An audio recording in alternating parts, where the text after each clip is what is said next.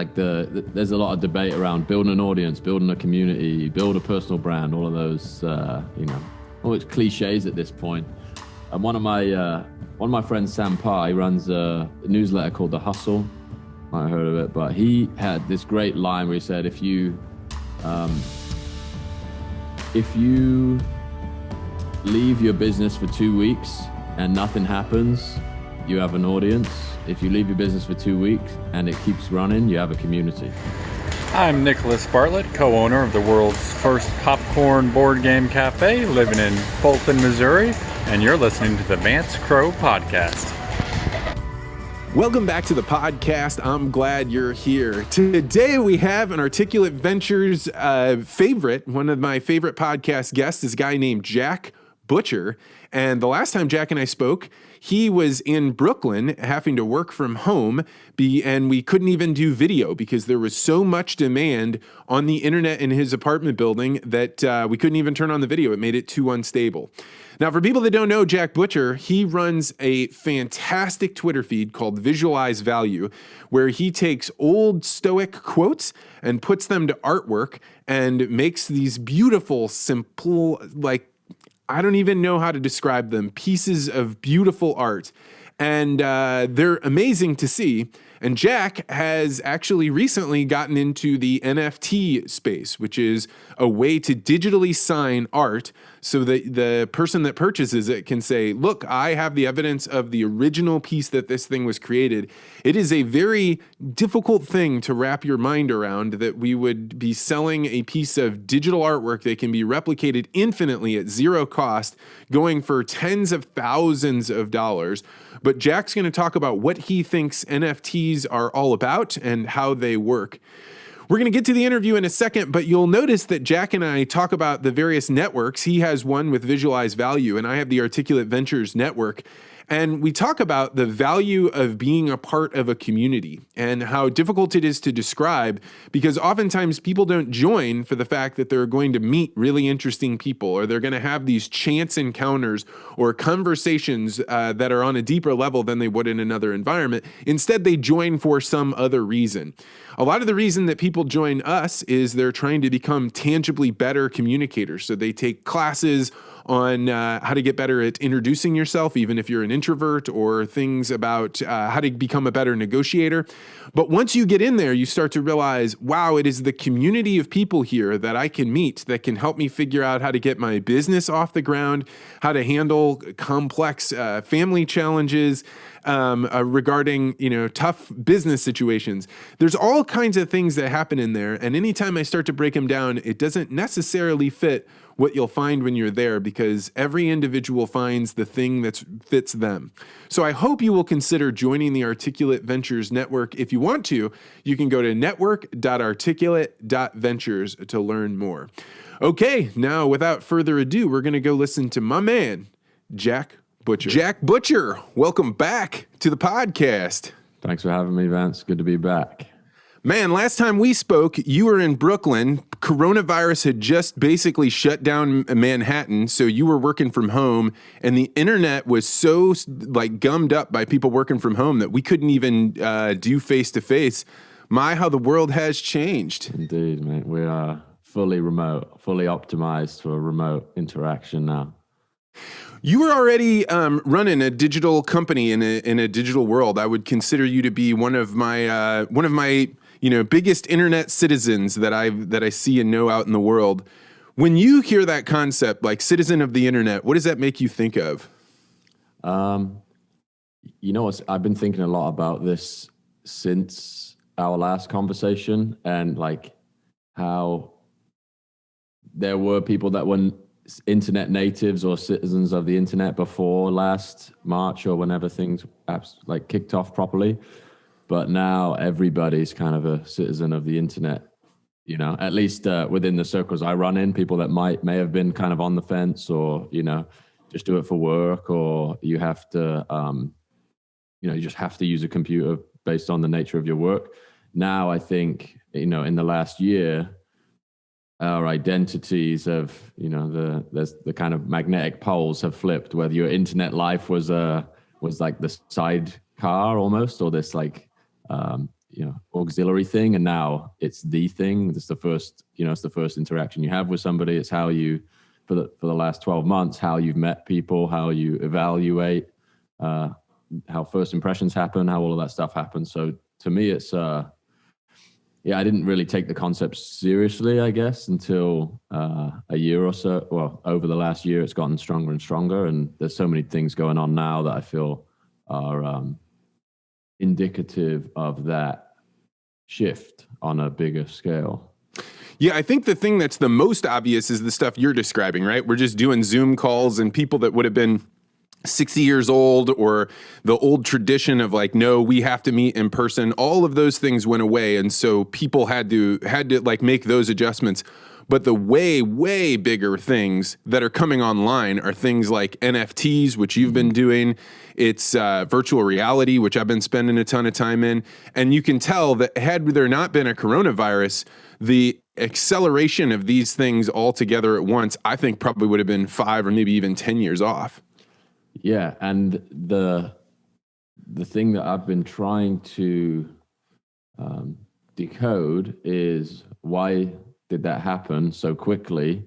And I think it's kind of a replacement of the behavior that was happening in the real world, perhaps. So the NFT thing, I think, is in lieu of traveling, having experiences, buying things, doing new things. It's like, this is a component of your identity, whether it's like buying a basketball card or supporting an artist or aligning yourself with some project. It feels to me like that just has taken on new significance, given the fact that people are so invested in their internet personality, or that has become like the front runner of how people think about themselves and how they want to present themselves to others too. It's like there's a lot of mimetic theory going on there. Yeah, it's funny about the people that would have spent hundreds or thousands of dollars on the costume that they wear to work, right? Like, I know what costume I need to wear in order to fit in this office building. And if it's a WeWork kind of situation, maybe it's a really nice t-shirt and a pair of good fitting jeans. And for people in a corporate office, it was probably suits. But like, you now have that money, and do you put it into buying a new camera and getting a big setup, or doing the things to your office?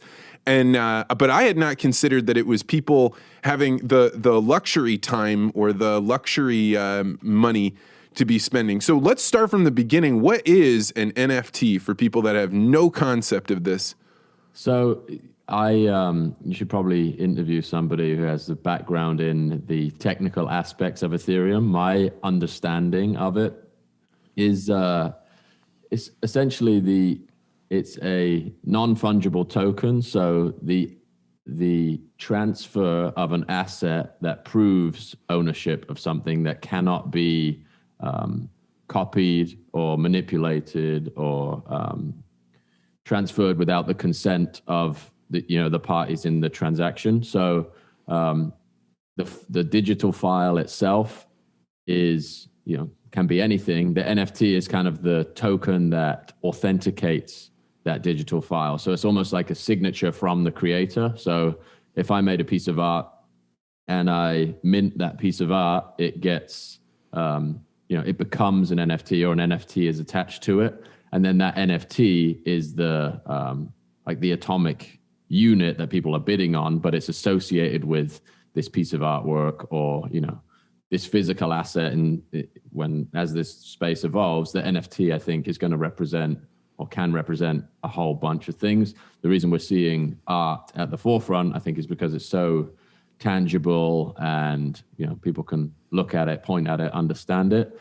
And a lot of the technical aspects of Ethereum, even for somebody who's in this space now and trying to onboard really quickly, are incredibly difficult to understand. And like smart contracts in general, the breadth of applications that exist for those things is just so overwhelming that I think why we're seeing NFTs explode is because it just taps into this piece of culture where someone could say, hey, I own this thing, right? Which has been important for such a long time. Yeah, if I were going to put it another way, as you're describing it, I'm hearing like, so let's imagine you're in New York City and you're going to go buy art, right? You could just go buy a painting, but if you get a painting with the signature of the artist and there's evidence like actually Matisse signed that, Botero signed that, and then that makes it more valuable because people know, hey, this isn't just an infinitely reproducible thing.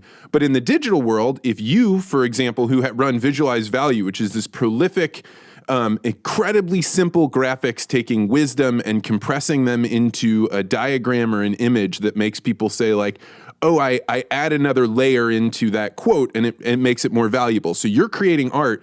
But the challenge in the digital world is once you put it out there, people could replicate it infinitely and say, no, I have the first one. No, I have the first one. Right. And this is a way of having you sign that digitally the way you would with a painting and saying, if there's any changes made to this, it will no longer have this signature on it. But as long as you have this one token, then you can reference the fact that I, the artist, said that this was an original. Mm-hmm. Is that accurate? Yes. Yes.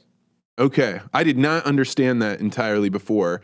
I think that the concept of a digital signature really makes a lot of sense in the way that somehow digital work was going to have to be creditable to the author, because otherwise you have this like tragedy of the commons issue where once I see your thing, I can infinitely replicate it.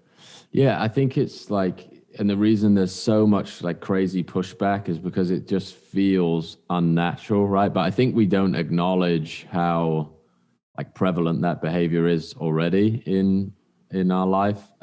Even fine art collectors, and I learned this from watching Billions. I don't know if you've seen that, what is it, HBO Showtime show? But these guys are collecting masterpieces and they have them stored in a vault in the Swiss Alps somewhere, and then they have the perfect replica displayed in the home in some cases. So I've also heard stories about people that have jewelry, so they'll buy like De Beers diamonds, and when they're out on the street they have the perfect replica made of moissanite or something. So there's this interesting difference between like the value in these things, I think, is your relationship to the thing, not necessarily the thing, if that makes sense. You can, with an NFT or a digital file, you can clone it 100,000 times and put it everywhere. And honestly, maybe that makes it more valuable to the collector because so many people you can fund the work of an artist you believe in and show it to everybody, but you still get that I own this thing. Someone actually made an amazing comparison yesterday. It's like Renaissance era patronage. So you can fund there's one patron and one artist, and you can fund their entire career. But the difference is everybody gets to see their work. People are building, to your point about virtual reality, the guy that won the Beeple auction for 69 million commissioned an architect to build a museum in virtual reality to display that work. So he bought it, and now you can go and strap your VR headset on and walk around this museum that he had commissioned to go and see that work. So it's fascinating, moving incredibly fast. Let's talk about you, because you jumped in on it, right? A lot of people would have seen NFTs and been like, oh, that's the future, or oh, that's exciting. But there's very few people that would be like, even though I don't understand Ethereum, I'm going to jump into this space. So how did you do that? Yeah, so where was I? I've been hearing about it. We have a community of a couple thousand people who are into all sorts of things, technology. So there's a lot of crypto enthusiasts in there, a lot of technologists. And I've been getting messages over the last 6 months or so, like, oh, you should tokenize this thing, or you should look into what Ethereum can do and what smart contracts could do for like stuff within the product. So maybe you issue a token and people like earn tokens for completing modules in the education products and things of that nature. And I was like, yeah, it sounds good, but it's like honestly super clunky. So like user experience wise, one, I don't feel like I have the expertise to implement it and really understand it. And two, I think because, we have technically less literate people join our community all the time, is that like way too, way too high of a barrier to entry. So it was on my radar a long time ago. And then I started to look at the platforms where digital art was being auctioned. And for the most part, it was like there was incredibly, like all these crypto native products are generally very complex, or they feel very complex because engineers designed them, or people that have been really native to the space have designed them. They're amazing, but for like the mass market, they're incredibly difficult to use. So I think the real catalyst was starting to see a couple of the platforms arrive that are way more user friendly, and that felt more consistent with the simplicity of the work. And trying to think I just had a friend introduce me to the guy that runs an app called Foundation, which is, I think the cleanest iteration of an auction platform so far. And I just thought, I'll throw something up that I'd already made, and we'll see how it goes. And I think the audience that had been... To put that up, you're saying I took a piece of art that I'd created and I put it up for auction with these guys that run a group called Foundation. And like, you really had no idea what was going to happen, right? It could have been that you paid whatever, I don't know what it is, $50 or whatever to list something and then not make any money on it at all. But instead, the auction opens up and suddenly people realize Jack Butcher is selling an NFT of visualized value. So what happened then? So the first one, it's really interesting mechanic. There is an open auction format. So when the first bid comes in, the auction begins. So you set a reserve price, and once that reserve is met, there's a 24-hour countdown. And then the really interesting mechanic is the last 15 minutes. Anybody who bids in the last 15 minutes extends the auction back up to 15 minutes. So you can like snipe like an eBay type transaction, which is fascinating again in this space. That mechanic, I think, has been really powerful for the adoption and interest in NFTs. Like, some of these platforms have made these tiny tweaks, and I think they've had like massive effects. Well, and there's something to an auction. Like, I don't know if you've ever been to a physical auction before, like particularly in the ag community. It is an art to have somebody that's there and that cadence that they're getting into, and they're trying to like eke money out of these people and those people. And I mean, I love it. It's like it's a form of a drug, and that's why ag doesn't lose it. That's why they in part having gone all digital is because it's so exciting. But when you translate that online, you don't have that same excitement. You just have people sitting at your computer. You're like waiting, can I get this bid in with 3 seconds left? Right.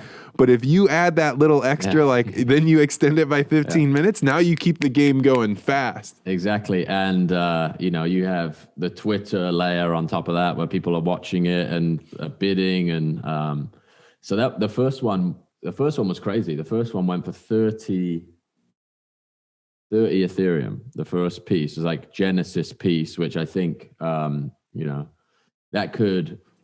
you could just come out of the gate with a piece of work because it was the first ever piece of work, and people maybe speculate on that. You're going to be an artist that might do all right, and the first piece of art you ever published is valuable for that reason. Yeah, so it's like having a way to when people say I would bet on you, I'd put if your number was 31 black, I would take it.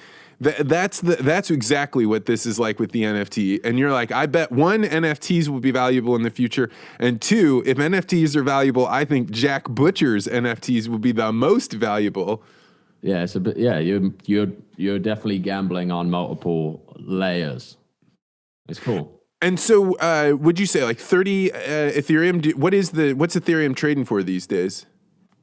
Close to $2,000 today. So it's like, yeah, dude, you had to be sitting at your computer just like crazy. Losing your mind. It was crazy, for sure. It was crazy. So, the last time we spoke, you were living in Brooklyn, kind of living the newly married life, exciting, visualized value is exploding, and now you are in Nashville and the father of a child. Indeed. What is different about parenting that you did not expect? I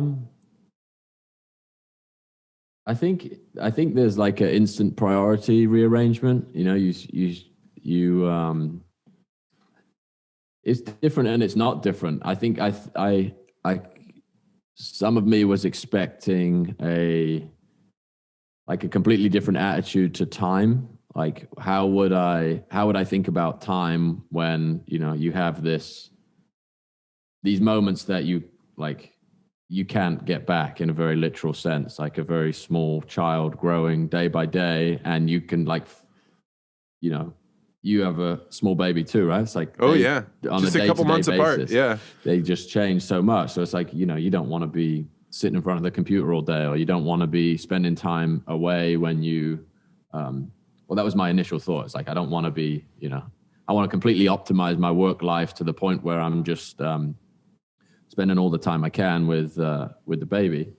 And I think what actually differed from that when he arrived was like, actually, you know what, you realize how much you can actually get done in 5 minutes for so many different reasons. One, because they're like, they need attention, and you have these small gaps of time where they're just, doing their thing or asleep or something. And when you have that time, you're like, what's the most effective thing I can do in the next 15, 20 minutes, half an hour? And I thought it was going to inspire backwards productivity almost, or say, I'm not going to go as crazy on work, but I think it's had kind of an opposite effect, but with a bit of a different view on time, where you realize just how long 5 or 10 minutes is. And that has changed the way I think a little bit. There's when you start talking about the little bits of time, another thing I realize is if you're sitting in front of the child and it wants your attention and you are thinking, oh, I'm going to be able to just sneak a thing in, I'm going to look at my phone for a second. At least, Violet, she notices that my face just goes dead, right? Because I'm totally focused on my phone, and she freaks out. And you don't realize how much you're dividing your time to look at your phone or look at your computer. But when a child is hitting the alarm button every time you do, you're like, oh man, that's I didn't realize how much of my attention I was splitting up into these tiny little cuts. Yeah, I think that's a fascinating way to think about it. And also, the assumption is they can't notice that, right? They don't understand. But it's like the fascinating thing to me is we measure progress by these technologies that we invented, right? We're measuring the progress of a child by language, for example. And it's like language is a man-made tool. And there is so many layers of interaction and understanding happening before language. But it's easy to really get caught up in using language as a development milestone, where it's oh, he can't talk, so he doesn't know what I'm doing, right? Or he doesn't know how I feel, or he can't read my energy because I'm not telling him. It's it's kind of it's very untrue. It's just there are so many signals that you're giving off for years and years and years before. Yeah, I mean, before having a baby, I was imagining, I was really concerned about how much interaction you lose when you put, face masks over people. But then after having a baby, I'm like, whoa, this is real. Because, you have a period of time where the only way you can communicate with the child is the emotional signals you're sending through the tone of your voice, because they don't, like you were saying, have any words. And how are they reading and mimicking whatever's going on in your face? It made me be Peter Thiel talks a lot about Renee Girard and his concepts, mimetic desire. Yeah. And it made me be Renee Girard knew more about child psychology or the way humans think than anyone else. He's Jungian in my level of how right he was about how humans communicate. Yeah. Fascinating. And I'm actually, I'll send you a link to it. I don't know if I can talk about it, but had a conversation with someone who's writing a book about Renee Girard at the moment, and so much of this is converging with everything that's NFTs. You can layer Renee Girard's ideas over NFTs. Having a baby, you can layer that. It's just so prophetically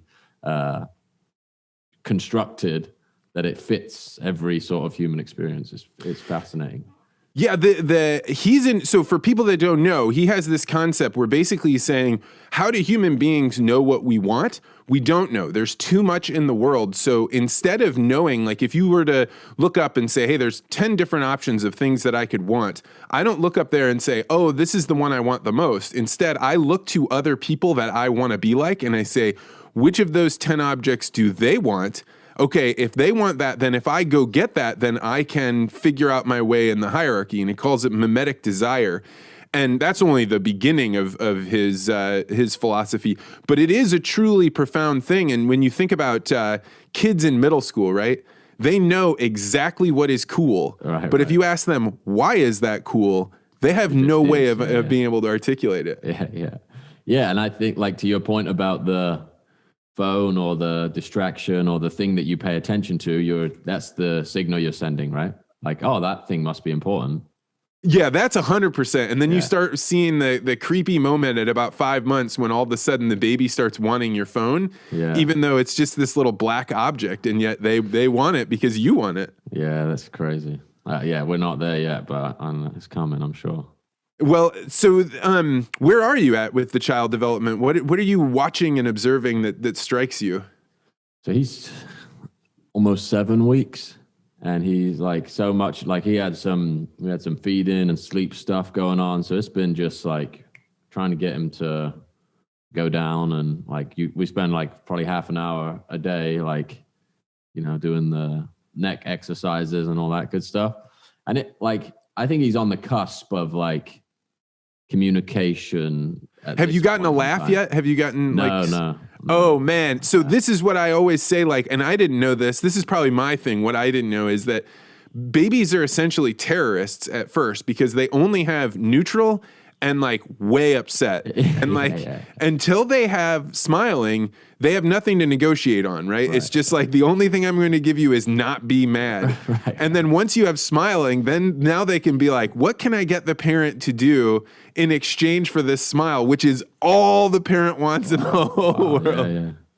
Yeah, bargaining power. Yeah, we don't have that yet. And it's like when you're exhausted early on, you're just like, wow, like I'm not doing what if you're not getting a smile or if you're not getting positive feedback, you're like, hopefully this is what he needs. You're ever going to start. But I think they do the involuntary, you have like involuntary, like muscle spasms at a certain age, which is like, it's regardless of the catalyst for it is a heartwarming thing. So I can't imagine what it's like when, it's actually, there's a reason for it, or you're having, you're developing a relationship around that. So exciting times to come. Once the laughter started in my house, that's what made the baby become like a drug, because then it went from like, this is my responsibility, I need to be here doing this thing, to like, now I'm like, if I go upstairs, I could potentially get a couple hits of laughter. And there's no drug like a child's laugh. Yeah, that's great, man. It's exciting times. So you talked about your schedule and getting time done. One of the biggest contributions that you've made in the world that I live in is you have a daily manifest where it describes like a way for people to take whatever their schedule is and fill it out and then tighten it up. And I have seen Ben Anderson, who's the executive producer of the podcast, use it, but many, many other people. Have you been able to hang on and use your daily manifest in the same way? Not right now. It's on pause. It's on pause. So yeah, like I said, we had some feeding stuff going on, some sleep stuff going on. So it's used in retrospect at this point, like what happened today, what got done, as opposed to planning forward. I've been told 12 weeks is the milestone that we're looking at for some level of predictability. Jack, I have to say, like, you have given me a sense of completeness that you couldn't possibly imagine, because after about 4 weeks, I was like, all right, I'm not getting anything done. I got to start doing this. I'm going to hammer down on the manifest. I'm going to do this. And then I was like, every time I try, it just spins out of control. And to hear Jack Butcher himself struggle with it. Yeah, it's... I'm not going to attempt it. There's a few things. There's 2 things on the list, right? Feed the baby, get the baby to sleep. You don't need a piece of paper for that. So, Jack, you have built this amazing community, And from what I've watched from afar with the visualized value is that you're willing to try things with your community. And then when it doesn't work, you pull it back. What have you learned over time about building a lasting community? So I think there's a couple things that strike me about, like there's a lot of debate around building an audience, building a community, build a personal brand, all of those, all it's cliches at this point. And one of my friends, Sam Parr, he runs a newsletter called The Hustle. Might have heard of it, but he had this great line where he said, if you leave your business for 2 weeks and nothing happens, you have an audience. If you leave your business for 2 weeks and it keeps running, you have a community. So essentially the idea of you play a role, but almost like an architectural role rather than a performative role where you show up every day and X, Y, and Z happens. So I think where you actually get longevity and like a massive amount of value generated is trying to like increase the connections within the network. So I think that's how a community grows. And the thing that I've learned over time is visualized value. I think, and again, this is just realized in retrospect, not a lot of this was strategic to begin with, but your ability to like consistently publish along a theme or to just be, actually, that's not accurate. I think I'm putting the ideas out into the world that I resonate with. So I'm like curating a worldview almost by here's like 500 things that I believe to be true. And over time, I think the fidelity of that worldview just like attracts people with similar beliefs and desires. And there's a lot of mimetic theory going on there as well. And that ability to have an asset, I think that represents that, brings the right type of people into your community. And then like 1 + 1 = 3 in a lot of those scenarios. So like two people that never would have been connected before, both value, let's say 60% of the things that Visualize Value puts out, you put them together, and then that connection like increases the value of the network. So a lot of the stuff that we've been trying recently is, less of a broadcast thing and more of a, how do you facilitate interaction among people? Because, there's the stuff that goes out on the front end is, it doesn't differ massively from what exists behind the doors, right? It's more of an environment that contains people that think like you do, or are gonna, want to think like you do, and challenge the way you think to get there. So I think over time, I've just realized more and more that connecting people within the community is just a massively valuable thing. And, it's way more relational than transactional. And that's where I think that's how a community becomes valuable. It's like what the quality of the relationships within the community, not the relationship with an individual member to whoever is running the thing. Does that make sense? Oh, 100%. I mean, you're describing like truly graph theory, where you're saying, look, every time you add a new node in here, if you can make sure that node is connected to every other node, then you actually have exponential growth of the strength of the network, meaning that for every new person that comes in, that person gets every single connection that was already there, plus they then can build into them. And you see that once you start doing that, it's like the density gets heavier, and so your gravity well grows because it actually pulls down into that kind of space, and then more people can come into it. There's more things get built out of it, so then people can catch. As they're flying by, they may catch somebody on the outside and then say, oh, the deeper I go, the more connections, the more interesting things I see. I 100% understand what you're saying. Awesome. Yeah. And it's easy to gloss over that in the beginning because it just feels, especially when it's smaller, but like bringing things in that make that happen has been super powerful. Like one of the very tactical or tangible things that there's one member in the community that facilitates meetups between people. So they will reach out to people, be like, oh, you should meet this person, or, there's a gap in your experience that this person has, or you're interested in going into this world, you should talk to this person. And it seems like a small thing, but I think the compounding nature of, I think graph theory is, I'm going to have to do a little bit more reading on that, but the density and the quality of the connections in the network, it really does compound quickly once you have a behavior like that in place.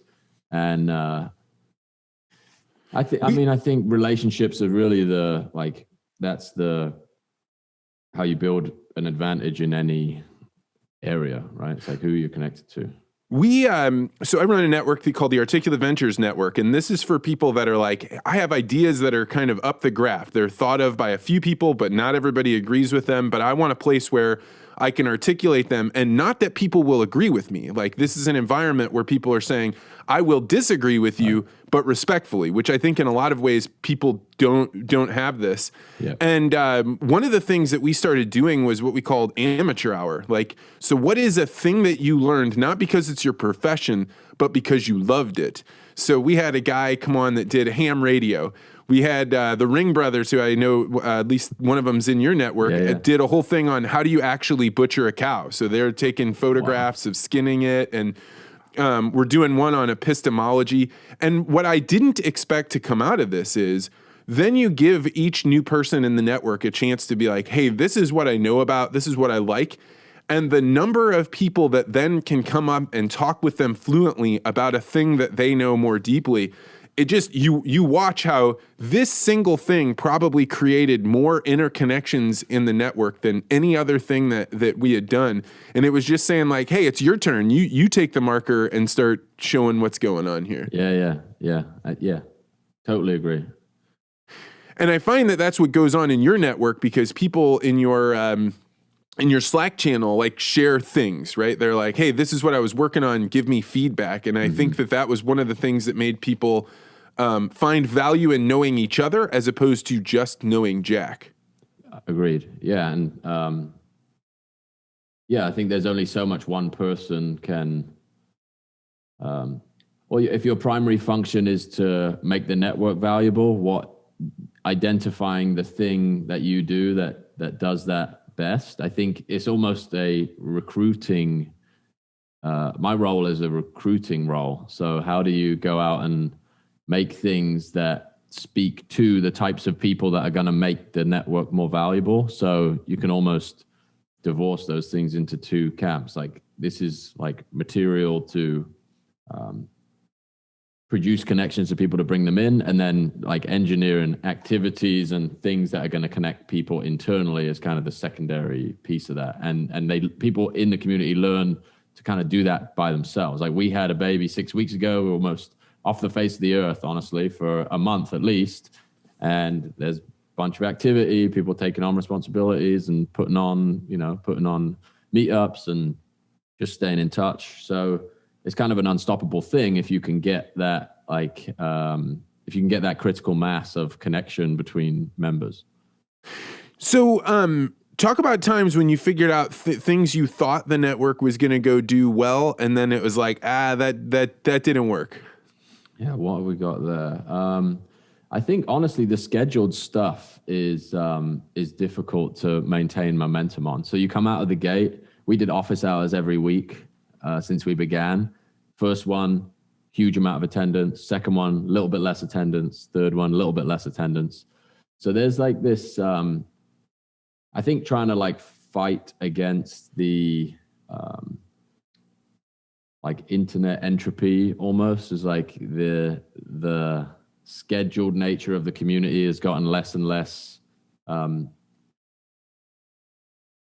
utilized, I guess. I think like as a like product builder, you want to make sure people feel as though the value is consistent, right? If you're paying a subscription for something, I want new content. I want new stuff. I want to, make sure that,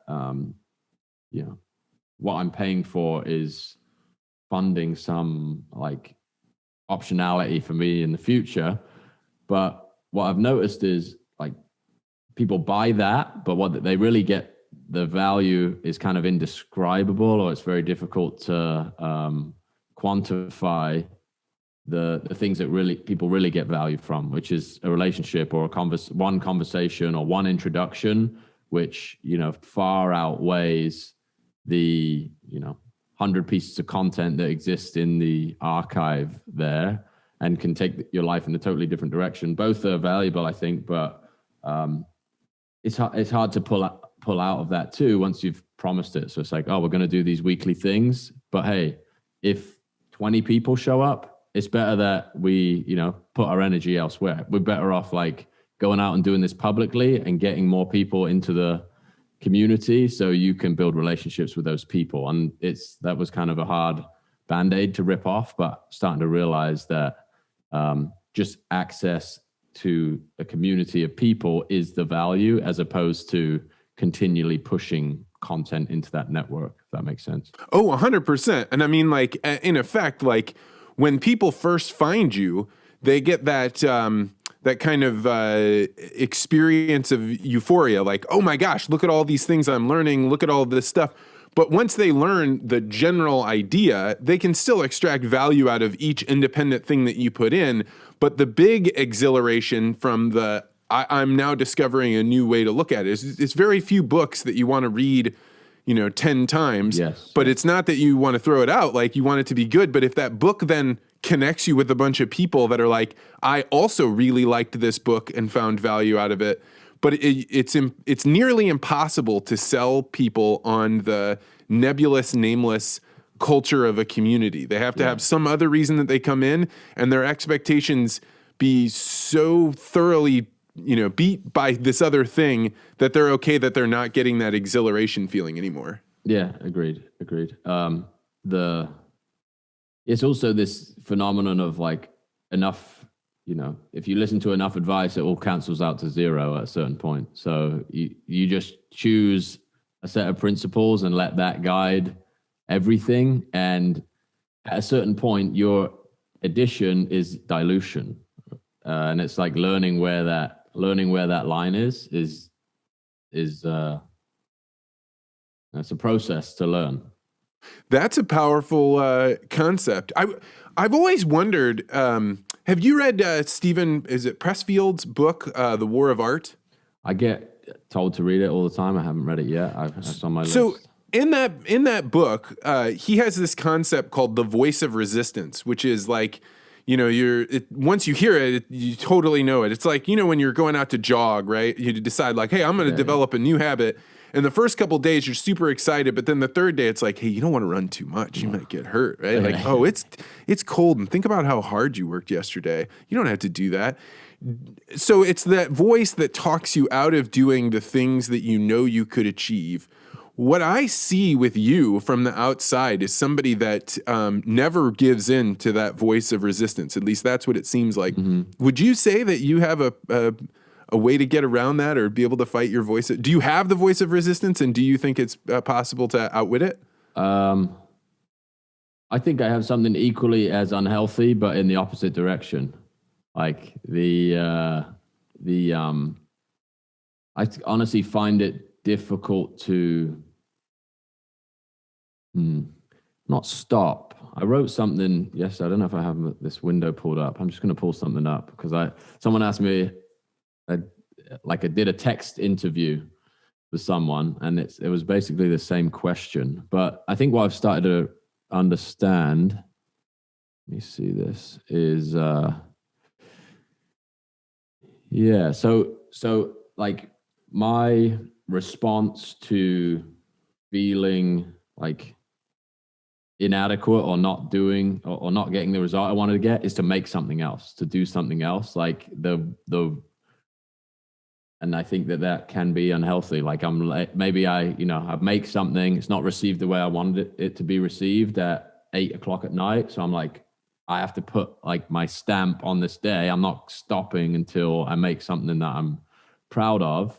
I just get in that feedback loop of, trying to outdo myself. does not apply to physical exercise. Otherwise, I'd be in a very different shape than I am right now. But to working on a computer, I definitely have that like itch of like I need to try and outdo the last thing I did.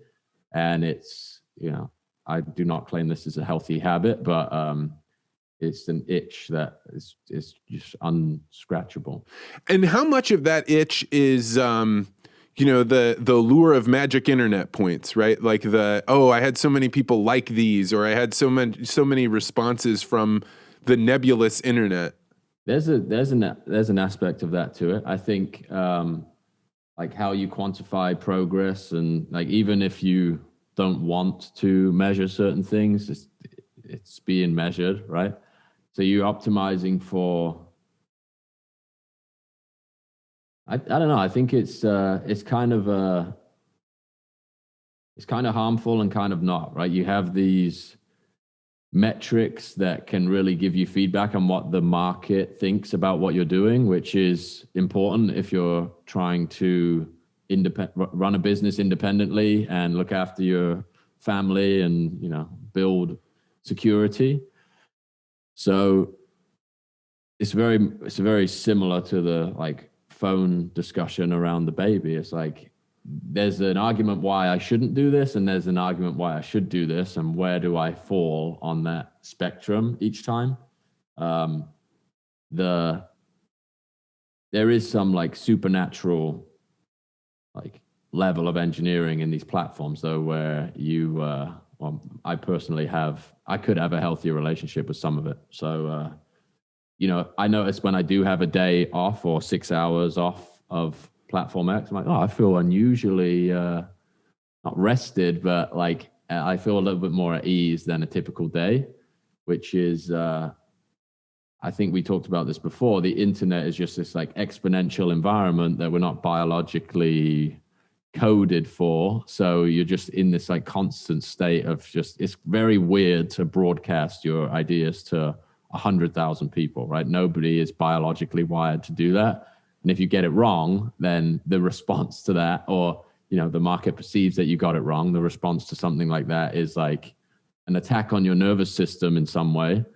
You get more resilient to it over time, as all things do. But I think that it's very easy to get stuck in an unhealthy spot that way too.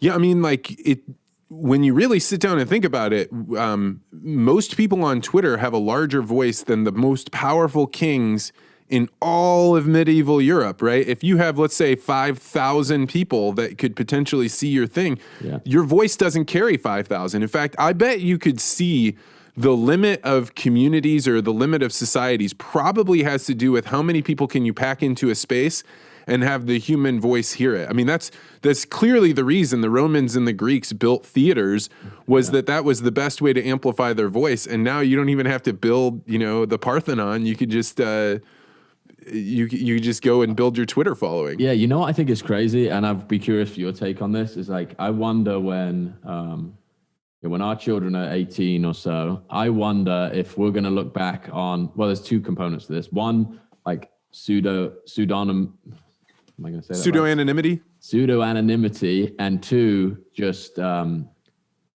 guess freedom of speech, like the ability to broadcast your thoughts without, or not necessarily without consequence, but like the fact that I think we're going to look back in 20 years and be like, it was crazy that we're using your own name.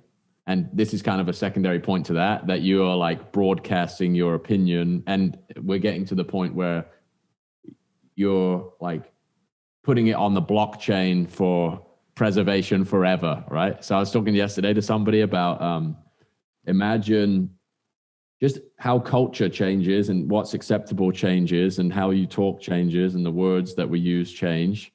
In 100 years, something that may have been completely innocent is like construed completely differently, right? Like it's, it may be insensitive for one reason or another, or it may just not age well. So I'm pretty fascinated by that. And the people that operate anonymously and anonymity are kind of ahead of the curve in that sense, right? And you see people doing really interesting things. and gaining a ton of traction without a lot of the downside of operating under your own name. So I think that's, it's a pretty smart and interesting thing. I've been reading The Sovereign Individual. I'm sure you've Oh, yeah, yeah. And that so many of those, so much of what they predicted was interesting with a few twists, right? I think our mimetic desire and our code that seeks validation stopped the revolution of anonymous posting. But also when you signed up for an AOL chat room 15 years ago, you wouldn't dream of using your real name, right? No, mostly because it was little boys talking to other little boys being like some of them pretending to be girls. Like that's all you're sitting there doing is a bunch of little boys playing there. Yeah. So we've come full circle almost. Like we don't trust the internet. We don't put our real names on the internet to like everybody puts everything on the internet and then back to, hey, remember when we used to like put our names on the internet? That was crazy. And I think a lot about curious for your take on this, like posting your kids on the internet. Like we've made a decision, we're not going to do that. And there's like stuff going on in Europe where people are like suing their parents for documenting, 15 years of their life without their consent on the internet. So just crazy implications. I don't know. I'm totally with you on that. Like we have one photograph of Violet that we put on Facebook for like friends. And almost the moment I did it, I regretted it. Like I was like, there's something to be celebrated, like Ann and I's wedding, right? Then like everybody that was friends with me and friends with her now knows like, oh, these two people are married. But with the baby, it's in a way putting their DNA up there, right? It's like, you've just put their facial structure up there. And I don't think you can prevent it because it's not like you can jump in front of other people taking photographs of your baby. But I think you're probably right that in the future we will have software that says if this child's not over 18, we're going to automatically blur their faces so that way they have anonymity. Something like that is going to happen because these poor kids that their parents are getting magic internet points off of putting thousands of their photographs on there. To me, I'm always like, "Ooh, you are taking a gamble on something you don't understand." Agreed. Yeah, no, I mean, just having like intentionally used the internet to grow a business in the last couple of years, it really changes I think it changes your relationship to your internet identity. Like when I was in college or, school or whatever, it's just like, you just have it to stay in touch with your friends, like organize going out for a beer on a Friday night. It's like, I could not care less about what's posted up there or just did not even cross my mind. But now we've just like, we've crossed we crossed the bridge and it's fallen down into the ravine behind us. It's like, this is you now.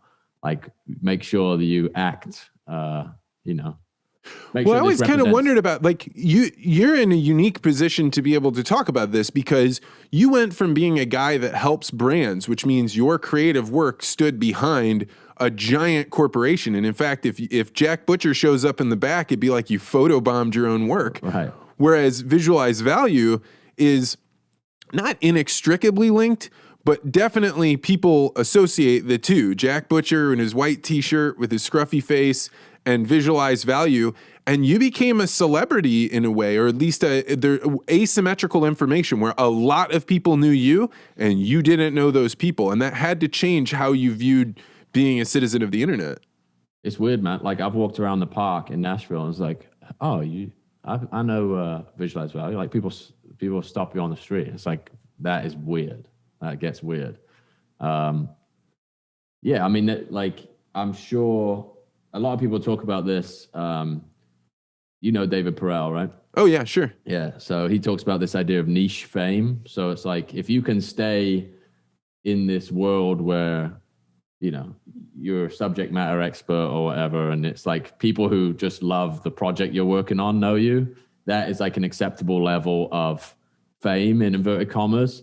But as soon as traditional fame and celebrity is like a horrible way to live, right? You can't go to Whole Foods, like people are taking pictures of you and stuff like that. So like, I don't think there's any danger of crossing that line, making graphics on the internet. Like if you go on a reality TV show or something of that nature. It's like, it's such an asymmetric thing, right? You're betting.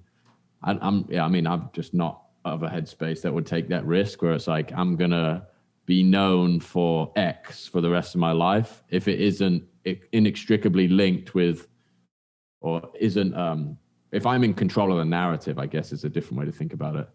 Like visualized value, I control what that stands for, and I'm like, I'll put my name on it, versus, you know, being so famous that people speculate about your behavior and yeah, it almost comes full circle with the NFT, right? Like when you become a celebrity, the reason that so many people get invested in that is other people make money off of your brand, right? They mix their brand with your brand and all of these things, and it becomes this weird ecosystem. And I think you're right. I think there was a time when we were growing up, you know, to be Mr. T level famous, or, you know, Rocky, or any of these things seemed really good from afar because there were gatekeepers. But if every single person has that camera to be like, I can make social benefit from grabbing photographs of you, then all of a sudden you get into this weird fishbowl where everywhere you go, the world is warped around you because people can derive value from having seen you. But the niche fame doesn't have that effect, right? It allows you to meet people that are interested in the things you're interested in without having to pay the tragedy of the commons toll kind of idea. I mean, that would, ideally that's the case. Yeah. And I think it's one of these subconscious things that we strive for, acceptance and validation. It's like, I want to be valuable, but you know, there are layers beneath that that I think are driven by some deeper human thing, right? Everybody wants to be heard. And if you have a tool that can carry your voice to millions of people, then, you know, I think that just accelerates the behavior, and can incentivize the wrong stuff too. I read about, there's this great Twitter profile I follow, and this guy's like, oh, I make YouTube videos because I love, you know, playing guitar and just messing about and putting my stuff out there. And I look at the YouTube analytics, and all they want me to do is make productivity videos. It's like, hey, you should make videos against this keyword, right? If you want to monetize your stuff and make more money. So there's this like pull of like commercial incentives that get people to do things that they otherwise wouldn't do or aren't interested in. And I think that is kind of the foundation of unhappiness, right? Is when there's this incentive pulling you in a direction that you didn't want to be pulled in.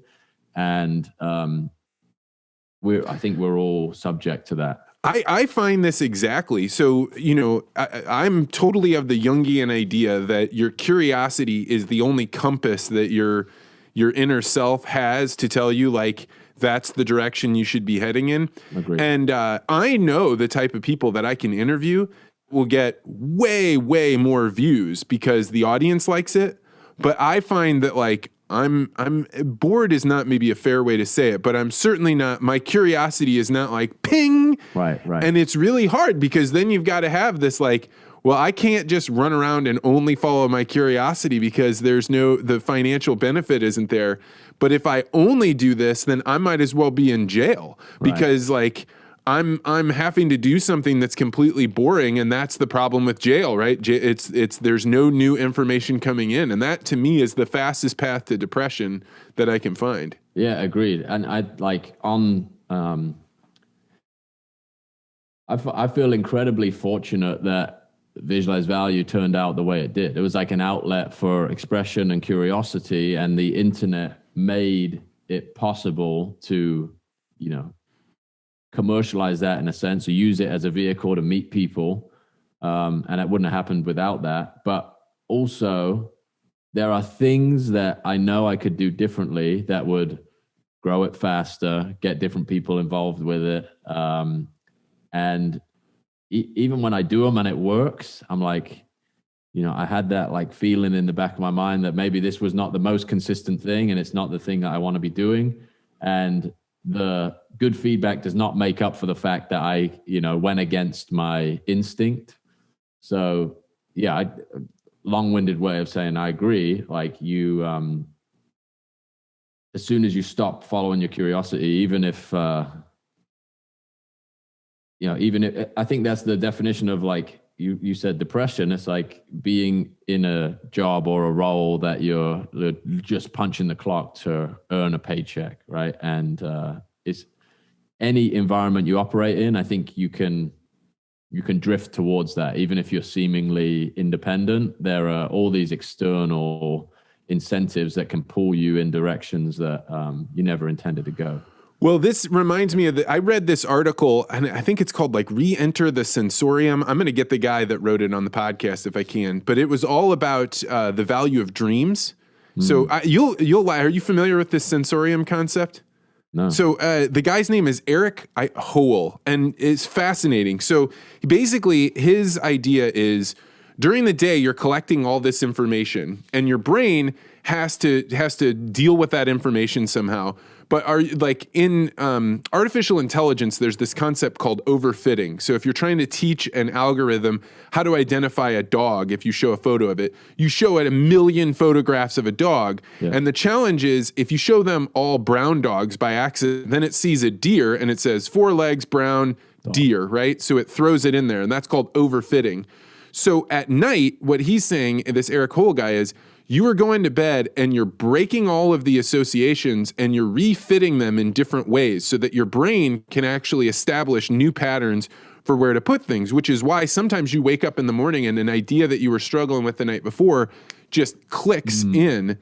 And there's like this amazing way to think about how to discover new things. And one of the reasons that we don't is that art throws all these new ideas in, but entertainment doesn't. So he distinguishes entertainment being like the grooves that you're already familiar with. You watch a sitcom, you throw up in YouTube and you watch clips of Sopranos shows or whatever that is. Your brain is not getting any new information. So when you go to bed, it's already had the dreams. It doesn't have anything to break apart and reshift. Whereas if you expose yourself to art, it doesn't even have to be things that you like. Yeah. It's that your brain now has all these new bits of information that it's got to resort. And so I have tried to actively do all that I can now to get away from entertainment. And this is just in the last couple of weeks, and try and do art. And man, it is wildly changing my dreams. Wow. How do you consume the art? Well, so like we went to the art museum here in St. Louis. I took my baby, and actually one of the things that I did was try to observe, okay, a 7-month-old, what is it that her eye is drawn to, right? The lights and portrait faces, but like abstract art means nothing to her. She can't even see it. And so a lot of it was me spent like watching the art, watching her, watching the art. Yeah. But I try and I'm open to finding more things that are difficult to understand. I think it's why computer programming forces people to have new dreams, right? Because you're learning new things that are not boring. They're right on that edge. And you know what? Yeah, like just to go back to the beginning of the conversation, this NFT boom, I've started to significantly diversify my Twitter feed in the last 3 months or so.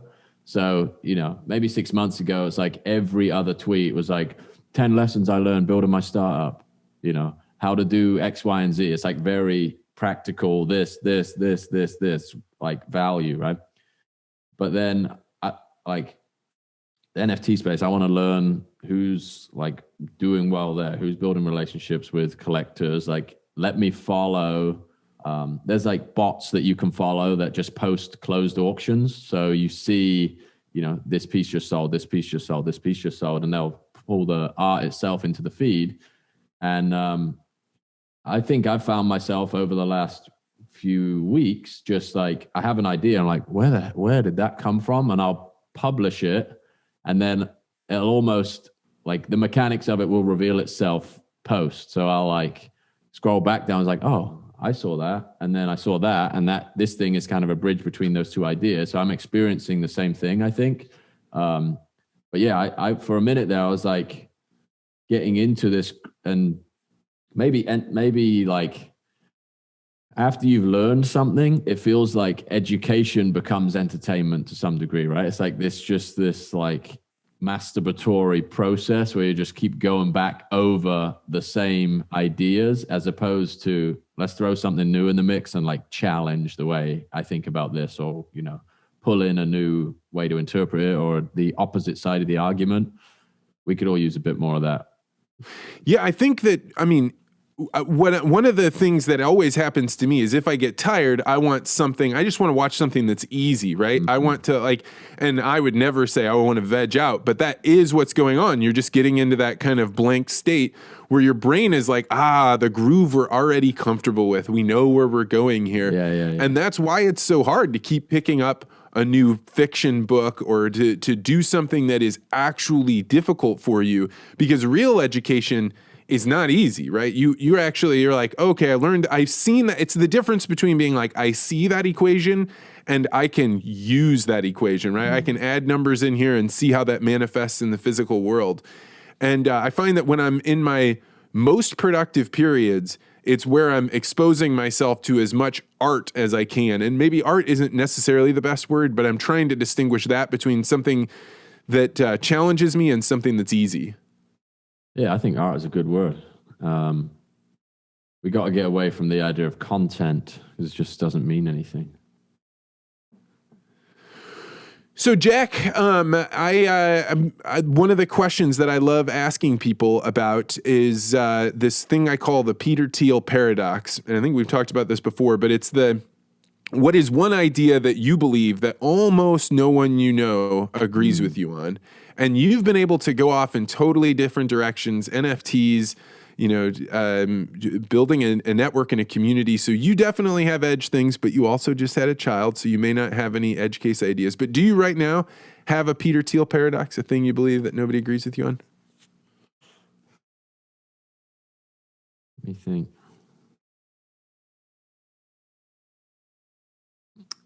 I think this is going to be super niche, so I don't know if it's...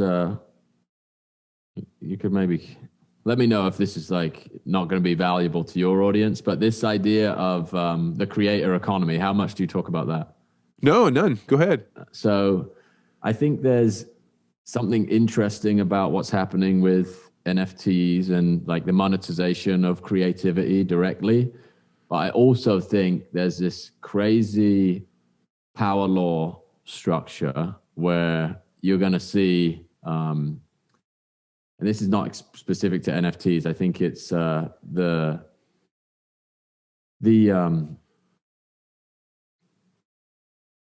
incentives to get involved in something like almost diverting people from the process to the point where they just get stuck spinning. I think the outcome is becoming so attractive in so many places that we're losing like commitment to the craft in so many different areas.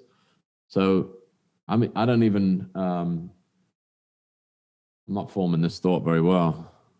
That's okay. I mean, this is the benefit of it, right? Like you have to push yourself to be able to put a nebulous idea that was in your brain into like actual linear thoughts.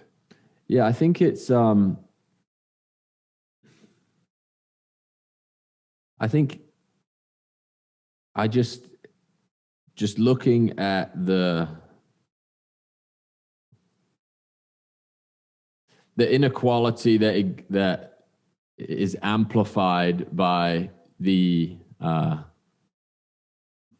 internet, I guess. I think there's a narrative of sovereign individuals, a great example, right? It's like there is this opportunity that exists, but I think Naval said this maybe more eloquently than I ever could, is like the internet democratizes the opportunity to to contribute and try, but it also massively concentrates the results to the winner. So there's just this huge winner-take-all effect happening in these industries that are positioning themselves as solutions to the same thing happening elsewhere. So I think there's we're going to see class divides happen on the internet, if that makes sense, especially with crypto coming in and getting more mainstream. So there's this concept by a guy named David Goodhart called somewhere versus anywhere people. So anywhere people live in cosmopolitan areas, they have transactional relationships, but they're living in high, like it's like me. Grew up in a small town. I was like, I just want to go live in a big city. I don't care which city. If this one doesn't work out, I'll just go to a different one. And then you have somewhere people who say, there may be opportunities somewhere else, but I want to stay here because it is here. And that's what I value, because I value the network that I'm already in. Well, when you have the internet citizens, then the anywhere people, the Pareto distribution is just in one place, right? The entire internet. So you're going to have 20% taking 80% of the gains, and the rest of the 80% is left, or to the masses. And then when you have somewhere people, you maybe don't have such huge mountain peaks that you can get up, but there's a lot more winners because you've got these local little pockets of places where people's creativity or their strength or their leadership skills are not in competition with everyone else's. And I think you're describing the thing that may be why there is so much malaise in the world. It's that if you suddenly start, just like we were talking about, the voice can go so much wider because of these technologies. It also means your talents have to compete against people that are. Yeah, I think I'm just realizing the advantage you get by being even twice as good is 20x, So I think you talk about geography no longer being I'm not even sure if this is a controversial idea at this point, but geography is no longer the barrier to the opportunity that you can access. And I think we underestimate how aggressively that is going to dismantle industries and jobs and just people's roles in the world, right?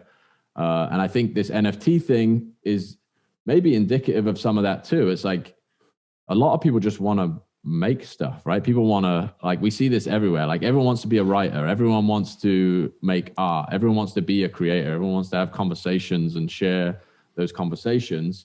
So it feels to me like maybe this massive boom in crypto assets or something of that nature becomes this, funds this society of artists and creators. But I also think the distribution of gains in that world is going to be so just incredibly lopsided. I think you're right. So I don't know that it passes the Peter Thiel paradox, but I think it's actually a really good note to finish out on, right? Because I think this somewhere. Do you think that now that you're in Nashville instead of New York City, do you think you'll be more involved in your community or about the same? Maybe, what's interesting, depending on the space you're operating in, New York, still has the talent physically and the industry, it has the gravity to pull people that are doing big things to it still. So I think there is a trade-off that you make in a smaller city, at least now. Maybe in a couple of years' time that won't be true, but LA, New York, Miami, you're seeing a bunch of that, still has the physical presence of, people who are doing big things. And I'm just building my network down here.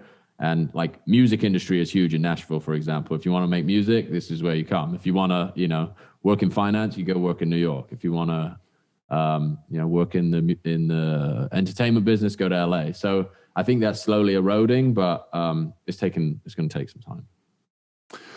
Well, Jack Butcher, man, it was great to see you. I'm so glad to see you're doing well, and congratulations on being a father. I'm glad we can share that, man. Yeah, thank you, mate. It's a good time. I appreciate you having me on. Good conversation.